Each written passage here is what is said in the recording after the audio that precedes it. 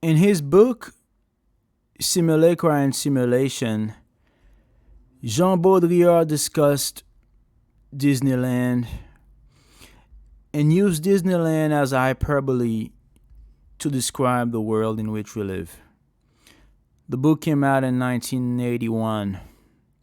In the book, Disneyland is presented as imaginary in order to make us believe that the rest of the world is real. But in fact, Baudrillard argued that Disneyland exists to mask the fact that the real world has become just as artificial as Disneyland. It functions as a decoy, basically. By calling Disneyland fake or fantasy, we reassure ourselves that the world outside is real and authentic. But in reality, the world outside is also full of simulations: media, advertising, consumer culture, etc. Baudrillard saw Disneyland as a simulacrum, which is a copy with no original. It's not a representation of reality, but it's a hyper reality, which is something that's more real than reality itself, something that's more intense, more entertaining than real life, to the point where it becomes preferable than the real world. Disneyland isn't an escape from reality, it is a mirror of reality itself and how the world has been replaced with signs and simulations. Think of social media as an example. Think about all the different apps that we use: Instagram, TikTok, the different profiles. They look like personal versions of Disneyland. People create and they curate their versions of their own lives with photos, stories, meals, and so on and so forth. Most of it is staged, it's filtered, it's edited, it's not real. It's a representation of life, but it's also something that's become more real than what you would see outside. It's more real in a simulation. So it makes you think that the outside world is authentic, but in reality, the picture that you create is a better and more exciting and more meaningful version of the real world. Social media is basically a simulation machine. It encourages you to construct identities that are fake. Identities that are fake. Identities that are, for the most part, polished, emotionally engaging to get you feedback, likes, comments, shares, and so on and so forth. And that's what Baudrillard called a simulacra, which is a representation that no longer has a connection to the real world, to the original thing that it's supposed to represent. You mimic what you see online, and the cycle goes on. Social media creates and monetizes aesthetics. If you think of sort of like the different images that people create online, the different trends that people follow, and how they sort of portray that as their reality. If you think of van life, clean girl or dad girl mornings and things of that nature, they're not real lifestyles. These people actually don't live those lives.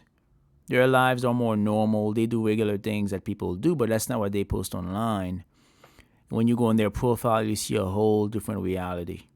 They're essentially chasing an image of happiness, beauty, success, not the actual feeling or the actual experience.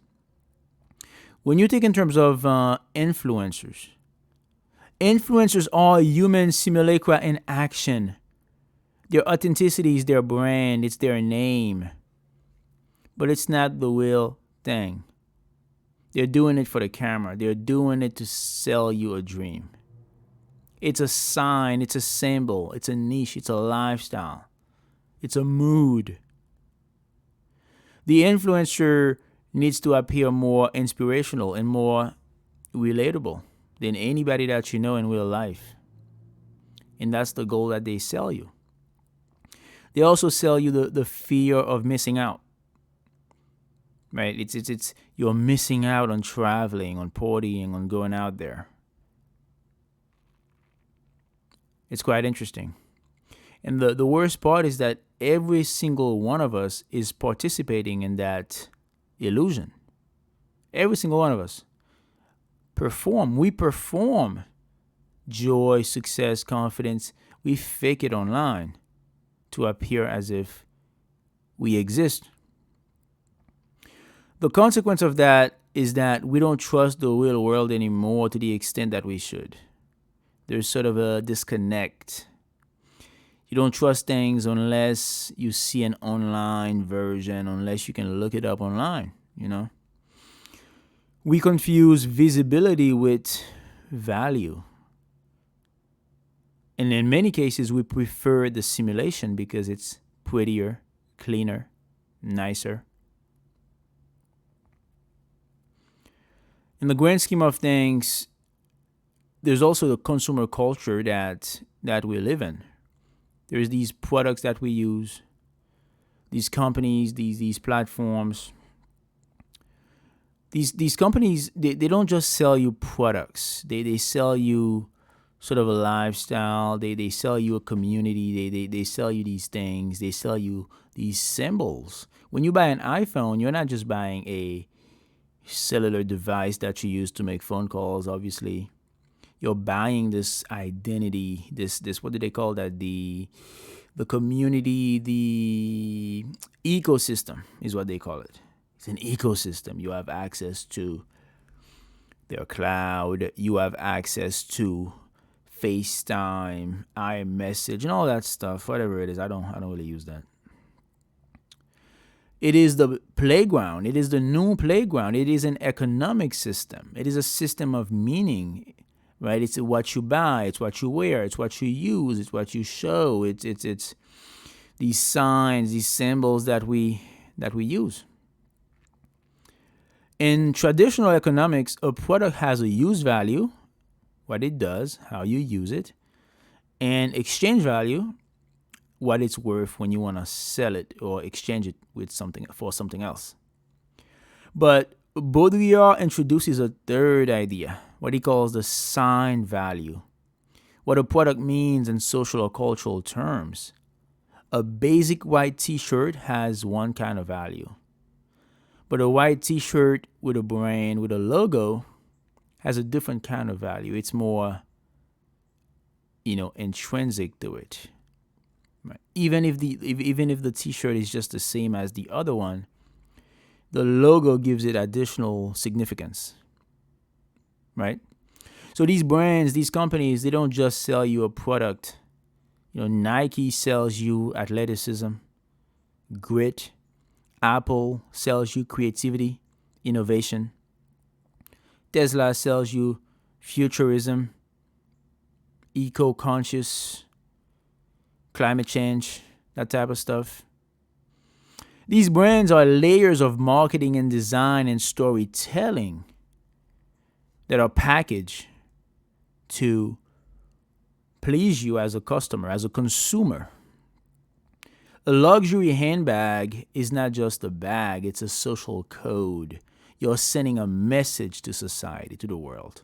It reveals your class, your socioeconomic place in life. But moreover, there is also the illusion of choice. Modern consumerism gives us so many choices. But Baudrillard argues that these are surface level.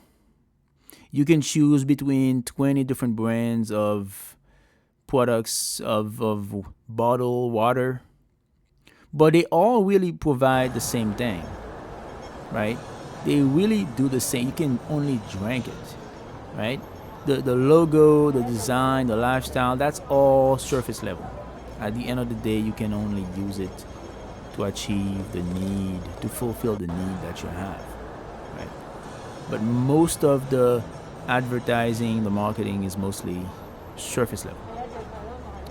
And as consumers, we think that we're making rational choices. We think that we're doing something that's smart. Oh, should I buy this one or that one? That one looks better. Maybe I should get this one. In the end, it's an illusion. You find the same thing in video games, VR. And VR is sort of like the next step. It's fully immersive. It is obviously what Baudrillard would call hyper real. When you put on that headset, it feels as real as if you were sitting right next to whatever it is that you're looking at. It's the same thing. In other words, VR is like a simulation of a simulation. It's a reality that's not anchored in anything concrete, but it's very engaging. Which is not to say it's a bad thing. It can be a good thing as well. It can be a very fun thing as long as it's used in moderation. And obviously today we have AI, and AI is sort of the next step. It can help simulate human conversation, art, creativity, realistic videos of people saying things they don't actually say. It is sort of the next step in this simulation, this simulacra. It makes it harder to differentiate between the real and the fake. We haven't just entered the age of simulation. We have normalized the simulation. Everything is a copy of a copy of a copy, and we keep scrolling and buying and posting. We are suspended in a hyper reality that feels more meaningful than what reality used to be just a few years ago. Consumption itself has become sort of an identity. We perform through consumption. We don't just consume, we're performing something. You buy certain clothes, you follow certain trends, you go to certain places. It became a lifestyle. You're not just consuming to satisfy your needs, you're consuming to give meaning to your life. Advertising. When it comes to advertising doesn't just sell you reality. It sells a better version of what's to be expected. When you, for example, buy a perfume, the perfume tells you, hey, if you buy this thing, it's going to give you access to luxury, sex, just a better experience, fantasy. The ads become more intense, more exciting, more desirable than actual life. And after a while, we begin to expect real life to match that fantasy. For example, when you go to the Apple store, it's not just a store, it's a temple. Minimalist design, glowing tables, futuristic language, no cash registers. It makes you feel like you're not buying tech, you're entering a modern future. You're not just a consumer, you're part of a tribe. Baudrillard's ideas about simulation, science, and consumer culture don't just sit in a philosophical bubble. They tie directly into the capitalist system, the globalized sort of capitalist system. And so we enter a shift from production to consumption. Traditional capitalism focused on production, factories, labor, physical goods. But by the late 20th century, the 90s basically, we kind of shifted toward consumption as sort of the primary driver of the economy, what we call the consumer economy, where isn't about, it's not about what you do, what these products do, but it's also how we consume them and what they mean in our lives, things of that nature. You don't buy something for its utility. You buy it for sort of the symbolic aspect of the consumption. Desire is what drives our consumption in our economy. Demand is no longer based on need, it's based on desire, right? And that desire is manufactured through advertising and so on and so forth, everything that I just mentioned. And that desire is endless. It can never be fulfilled. It's non-stop. It's renewable. It goes on forever. So we're sort of stuck in this endless loop of simulation and consumption, and you know, and capitalism is the perfect agent. It's the perfect system for that simulation. We buy experiences, Airbnb, boutique hotels, festivals, concerts. And we also engage in this sort of fake ethical consumption, eco-friendly branding, reusable cups, greenwashing and things of that nature, which allows us to feel good about it, to give us a clean conscience. It's quite amazing, sort of this simulation that we live in, sort of the simulacra that we live in. And then the worst part of it is the way we take advantage of sort of like other places in the world, poor places where these products are manufactured around the globe to make it easier for us to consume. Because, well, if these things were more expensive, it would make it harder for us. But globalization has allowed for us to get access to these products at a cheaper price. Capitalism itself has shaped culture, language, behavior, imagination. What does success look like? Luxury cars, minimalist apartments. What does freedom look like? Travel, remote work, digital nomad. What does self-care look like? Products, apps, subscriptions. Capitalism has become an operating system, a cultural operating system. And so, if Baudrillard, as innovative, as foreseeable as he was, if he paints this world of illusion, of hyper reality, of endless simulation, what do we do about it?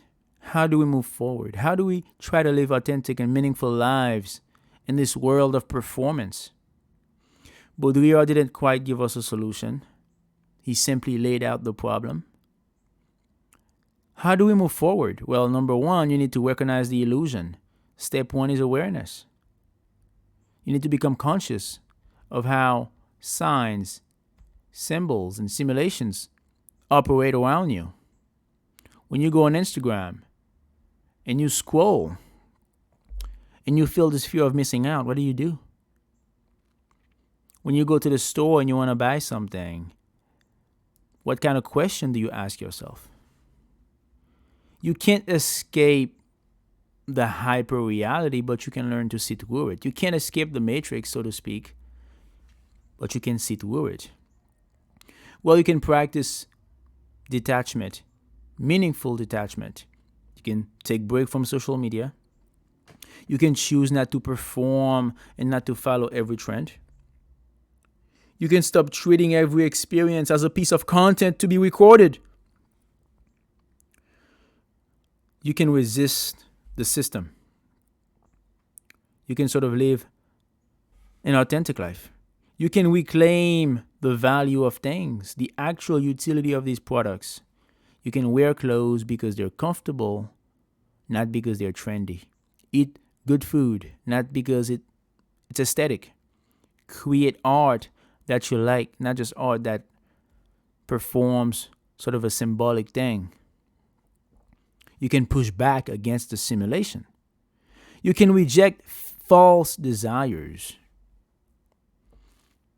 and try to have genuine desire.